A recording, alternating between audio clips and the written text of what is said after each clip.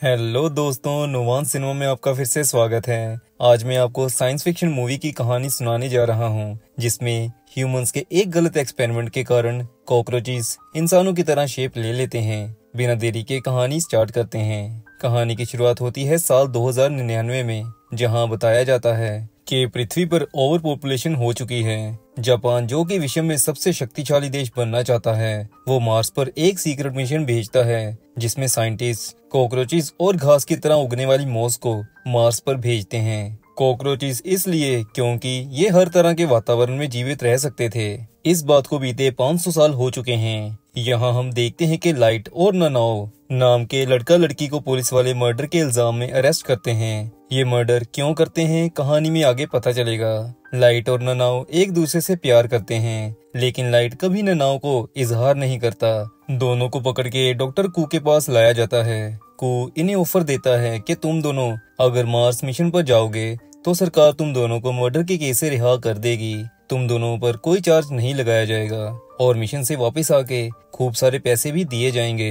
बस दोनों को एग्रीमेंट पर साइन करना होगा। लाइट को कू पर ट्रस्ट नहीं होता, लेकिन ननाओ साइन कर देती है। ये देख के लाइट भी साइन कर देता है। इसके बाद सीन शिफ्ट होता है और हम देखते हैं कि लाइट और ननाओ की तरह और भी क्रिमिनल्स क्रियो के मेंबर होते हैं, जो मार्स की तरफ बग 2 स्पेसशिप में जा रहे हैं। इन सभी ने एक अलग सी सफेद रंग की ड्रेस पहनी होती है। फिर बग 2 मार्स पर लैंड करता है। लैंड करते ही एक पॉइजन मिसाइल मार्स के एरिया में फेंकी जाती है। ये पॉइजन कॉकरोचेस को मारने के लिए होती है। फिर सभी पूछते हैं कि हमारा मिशन क्या है। डॉक्टर को बताता है कि आज से 500 साल पहले कॉकरोचेस को यहाँ भेजा गया था, बस तुम्हें उन्हें मारना है। सभी सोचते हैं कि इतने आसान मिशन के लिए इन्हें क्रिमिनल्स की जरूरत क्यों पड़ी। फिर क्रू मार्स पर कदम रखता है। सभी देखते हैं कि मार्स पर भी एटमॉस्फेयर अर्थ जैसा बन चुका है। फिर हम देखते हैं कि ननाओ लाइट को बता रही होती है कि उसने साइन सिर्फ इसीलिए किए थे क्योंकि वो लाइट से गुस्सा थी।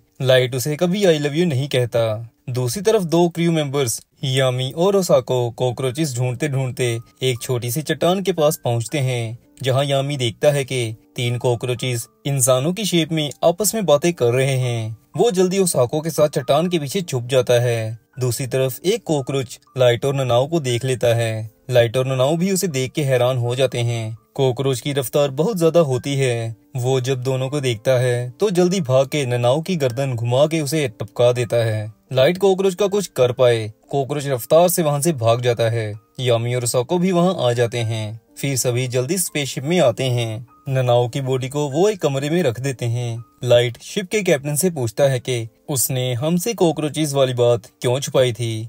लाइट बताता है कि कॉकरोचेस म्यूटेट हो चुके हैं और वो किसी भी इंसान से बेहद शक्तिशाली हैं। फिर डॉग कू का होलोग्राम आता है, जो सभी को बताता है कि तुम सभी के सूट में एक इंजेक्शन है, जिसे लगाने के बाद सभी कुछ टाइम के लिए कीड़ों की तरह ट्रांसफॉर्म हो जाएंगे, जिनकी शक्ति मार्स पर रह रहे कॉकरोचेस के जितनी होगी। डॉग कू लेकिन कहता है कि 2 से ज्यादा इंजेक्शन एक ही बार लगाने वाले वापस ह्यूमन फॉर्म में नहीं आ पाएंगे। इस बात का सभी को ध्यान रखना पड़ेगा। सभी क्रू मेंबर्स के लेफ्ट हैंड पर डिवाइस होती है, जो उनके माइंड से कनेक्ट होके सभी को उनकी पावर्स के बारे में बताती है। हर एक को अलग अलग कीड़े की पावर मिलती है, लेकिन ये ट्रांसफॉर्म वाली बात सुन के सभी डर रहे होते हैं। फिर सभी का ध्यान शिप से बाहर जाता है, जहाँ एक कॉकरोच शिप की तरफ आ रहा होता है। क्रू में एक गॉडली नाम का सबसे अच्छा फाइटर होता है। वो कॉकरोच को मारने और इंजेक्शन को टेस्ट करने के लिए बाहर जाता है। इंजेक्शन ठोकते ही गॉडली बेहद पावरफुल बन जाता है। उसके पास ऐसे इंसेक्ट की पावर आती है जो हाथों से आग निकालता है। फिर गॉडली उस आग से कॉकरोच को जला डालता है। गॉडली अपनी पावर से बहुत खुश होता है, लेकिन वो ये नहीं देखता कि वो कॉकरोच अभी मरा नहीं था। वो गॉडली के पास आता है और उसे आधा आधा करके मार डालता है। बाकी क्रू मेंबर्स गॉडली को मरा देख के सोचते हैं कि अगर वो नहीं कॉकरोचों को हरा पाया तो हम कैसे हरा पाएंगे। फिर वो कॉकरोच शिप के शीशे पर अपना सिर मारने लगता है। शीशा बहुत स्ट्रॉन्ग एलिमेंट से बना होता है, लेकिन कॉकरोच सेकंड्स में शीशा तोड़ के शिप में 2 और क्रू मेंबर्स को मार डालता है। ये देख के एक और क्रू मेंबर जल्दी इंजेक्शन ठोकता है और वो उस कॉकरोच को मार डालता है। फिर हिरुमा नाम का क्रू मेंबर शिप स्कैनर में देखता है कि कॉकरोचेस की पूरी फौज उन पर हमला करने आ रही है।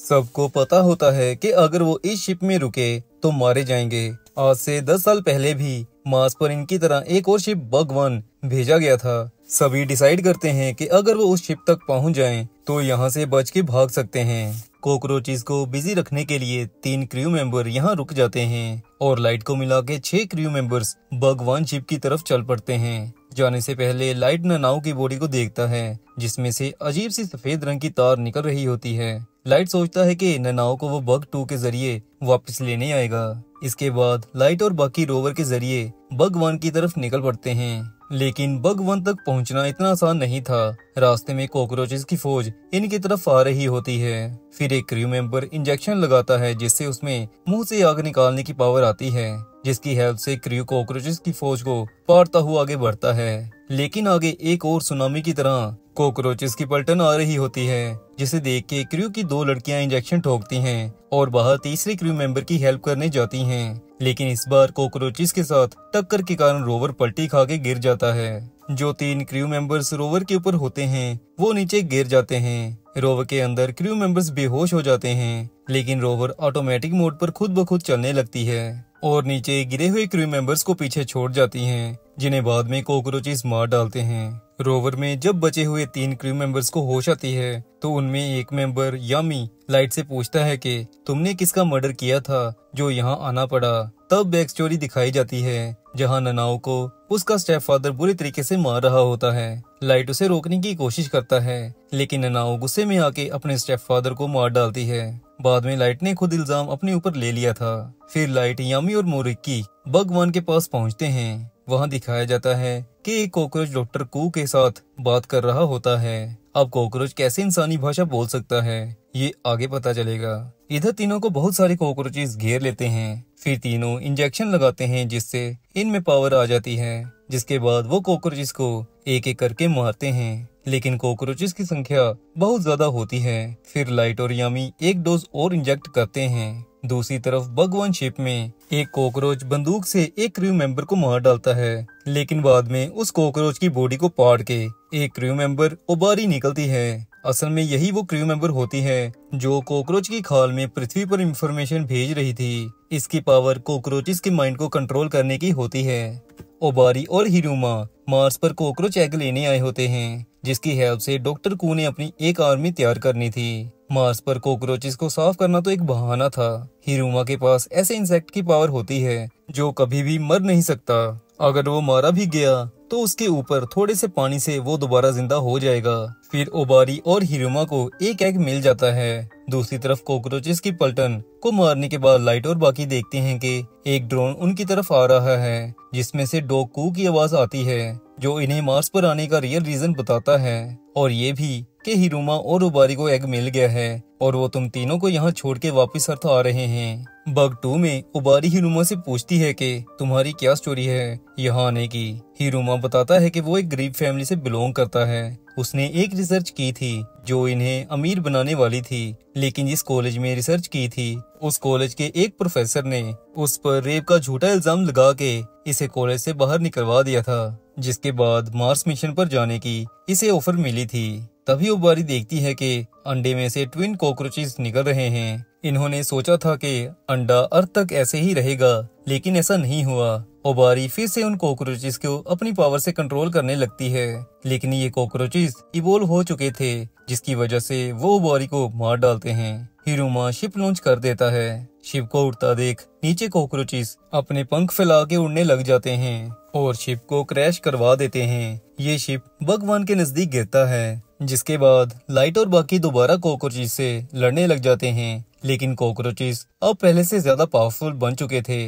वो इवोल्व हो चुके थे। फिर वो तीनों को पटक पटक के मारते हैं और इसी बीच वो मोरिकी को मार डालते हैं। अपनी हार होती देख यामी 6 इंजेक्शन इकट्ठे ठोक लेता है, जिससे वो ट्रांसफॉर्म होके पूरा इंसेक्ट बन जाता है, जिससे उसके पंख भी निकल आते हैं। लेकिन अब वो नॉर्मल ह्यूमन फॉर्म में नहीं आ सकता था। इसके बाद वो बहुत कॉकरोचेस को मारता है, लेकिन कॉकरोचेस की संख्या ज्यादा होती है। एक कॉकरोच यामी को मारने लगता है, लेकिन लाइट उसे बचाता है। लाइट पर इतना स्ट्रॉन्ग नहीं होता कि वो इवोल्व हुए कॉकरोचेस का मुकाबला कर सके। फिर कॉकरोचेस का लीडर लाइट को मारने लगता है, लेकिन तभी आसमान से एक सफेद रंग का अजीब सा जीव उड़ के आता है। लाइट देखता है कि ये ननाओ है जो इवोल्व होके ऐसी बन गई है। ननाओ पूरी कॉकरोच फौज पर सफेद पाउडर सा गिराती है। लाइट समझ जाता है कि ये सफेद पाउडर असल में बारूद है। वो उड़ के ननाओ को रोकने की कोशिश करता है। यामी भी उसके पीछे उड़ता है। एक कॉकरोच ननाओ को मारने के लिए बंदूक से गोली चलाता है, लेकिन गोली चलाते ही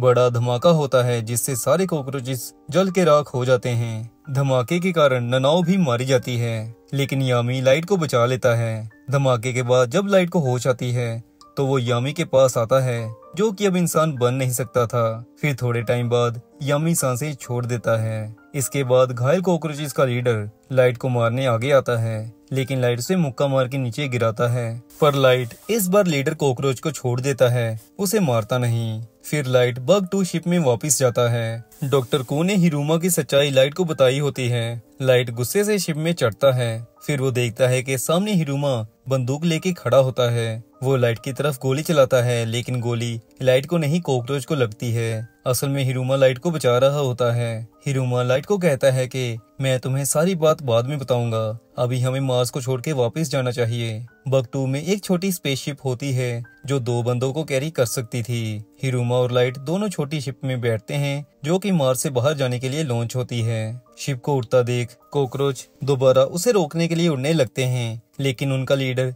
जिसे लाइट ने जिंदा छोड़ दिया था, वो सभी को रोकता है। दूसरी तरफ पृथ्वी पर हम देखते हैं कि डॉक्टर कू के असली इरादों को देखते हुए उसकी हेल्पर उसे अरेस्ट करने लगती है। असल में उसकी हेल्पर गवर्नमेंट की सीक्रेट एजेंट होती है, जो कू पर नजर बनाए रखे थी। फिर वो डॉक्टर कू पर गोली चलाती है, लेकिन कू अपनी एडवांस टेक्नोलॉजी से गोली को रोकता है और अपना बनाया गैजेट सीक्रेट एजेंट पर मारता है, जिसमें से पॉइजन निकलता है और वो एजेंट वहीं टपक जाती है। दूसरी तरफ मार्स से बाहर आके हिरुमा लाइट को अपनी फैमिली की कंडीशन बताता है और फिर लाइट से पूछता है कि वो पृथ्वी पर जाके क्या करेगा। लाइट कहता है कि पहले वो ननाओ और बाकियों की कबर बनाएगा और फिर मार्स पर एक बार फिर वापस आएगा।